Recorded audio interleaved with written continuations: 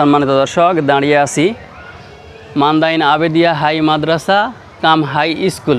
স্থাপিত হয়েছে 1949 সালে, অর্থাৎ পাকিস্তান আমলের একটি মাদ্রাসা। তো আমরা এই মাদ্রাসায় ঢুকে ইনশাআল্লাহ ভিতরে দেখানোর চেষ্টা করব।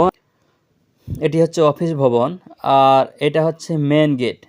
আর মেন গেট থেকে শুরু করে দোতলা ভবনটি এই দিক দিয়ে গিয়ে একদম ওখানে গিয়ে শেষ হয়েছে। তারপর থেকে পুরো প্রাচীর দিয়ে ঘেরা আছে। আর এই যে গাছগুলো আপনারা দেখতে পাচ্ছেন, খুব পাতাওয়ালা গাছ, সেই কারণে নিচে খুব ছায়া হয়। গরমের সময় এখানে শিক্ষকেরা বসে গল্প সল্প করেন। আর ওই পাশে আপনাদেরকে আমি নিয়ে যাচ্ছি, সেখানে আছে সাইকেলের গ্যারেজ। এই হচ্ছে সাইকেলের গ্যারেজ, আর গ্যারেজের ওই পার আছে প্রাইমারি স্কুল, সেজন্য বাচ্চাদের কোলাহল শোনা যাচ্ছে। কেমন চলতেছে তোমাদের লেখাপড়া? ভালো। রেগুলার ক্লাসে আসো? স্কুলের প্রতিটি ক্লাসরুমে বসানো আছে সিসি ক্যামেরা, আর এই মনিটরের মাধ্যমে হেড স্যার সব কিছু পর্যবেক্ষণ করেন এবং দেখেন। তার কারণে ছাত্ররাও দুষ্টামি করতে পারে না, কেউ কারো জিনিস চুরি করতে পারে না, এবং শিক্ষকগণেরাও অবহেলা করতে পারে না। শিক্ষকগণ অবহেলা করলে হেড স্যার এই মনিটরে দেখে শিক্ষকদেরকে সাবধান করে দেন। সম্মানিত দর্শক, আমরা মান্দাইন হাই স্কুলের হেড স্যারের অফিসে চলে এসেছি। তো আমরা স্যারের কাছ থেকে প্রতিষ্ঠান সম্পর্কে কিছু জানবো। তো আসসালামু আলাইকুম, ভালো আছেন? তো স্যারের নামটা যদি একটু কষ্ট করে বলে দিন। আমার নাম মোহাম্মদ শাহজাহান। মোহাম্মদ শাহজাহান, উনি সুপার ভারপ্রাপ্ত প্রধান শিক্ষক হিসেবে দায়িত্ব আছেন। তো স্যার, এই যে প্রতিষ্ঠান, এটা মোটামুটি স্থাপিত হয়েছিল কত সালে? এটা আসলে স্থাপিত হয়েছে 1929 সালে, কিন্তু হাই স্কুলে রূপান্তরিত হয়েছে 1949 সালে। এই অদ্যাবধি এখন পর্যন্ত চলছে। স্কুলে আপনার ল্যান্ড প্রপার্টি বেশ কিছু, এখানে আপনি দেখতে পাচ্ছেন। এগুলো তাই না? 181 বিঘা জমি, 181 বিঘা জমি।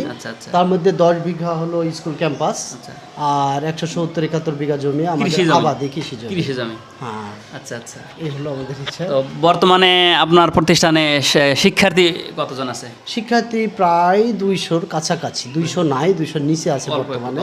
চারিদিকে যেহেতু মাদ্রাসায় ছেলেমেয়েরা যায়, এই জন্য আমাদের এই যে ছোট ছোট যে মাদ্রাসাগুলো তৈরি হচ্ছে, এগুলোর কারণে ছাত্র সংখ্যা কিছুটা চতুর্দিকে মাদ্রাসা কমে যাচ্ছে। এপাশে ফতেপুর, এপাশে ছোট মহরন্দি, এপাশে রহিমাপুর, এবং চারিদিকে মাদ্রাসা আর কি। এজন্য আমাদের কিছুটা ছাত্রছাত্রী কম আর কি।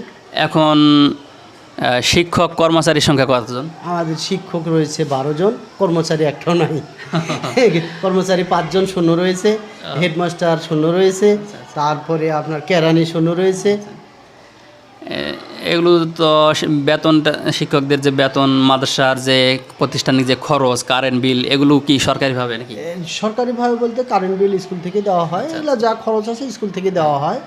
আর বাচ্চাদের থেকে আমাদের কোনো আয় করি না, আমরা প্রায় বাচ্চাদের ফ্রি আমরা দিই সব কিছু। আর স্কুলের যে আয় আছে, আয় থেকে আমরা খরচ করি।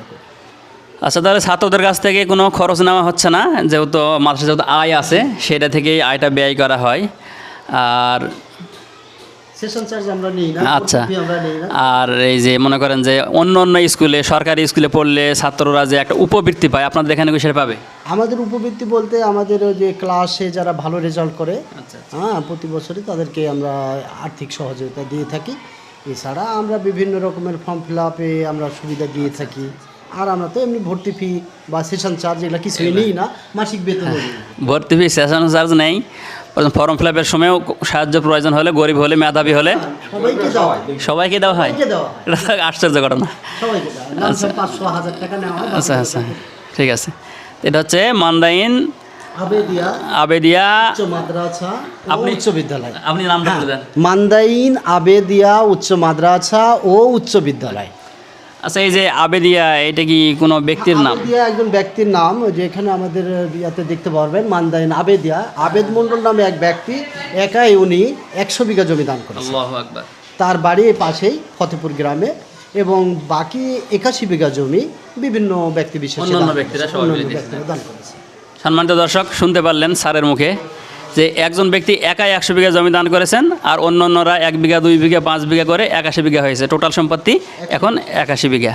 তো চলেন আমরা এবার অফিসের এবং এখানে গত 20-21 সালের শুরু থেকেই এই স্কুলে বর্তমানে ইউনো সভাপতি অদ্যাবধি রয়েছে। আচ্ছা আচ্ছা। এবং এতে করে আমাদের যে আর্থিক স্বচ্ছতা সেটার ব্যাপারে আমরা জবাবদিহির মধ্যে আছি এবং আমরা ভালো আছি ইনশাআল্লাহ।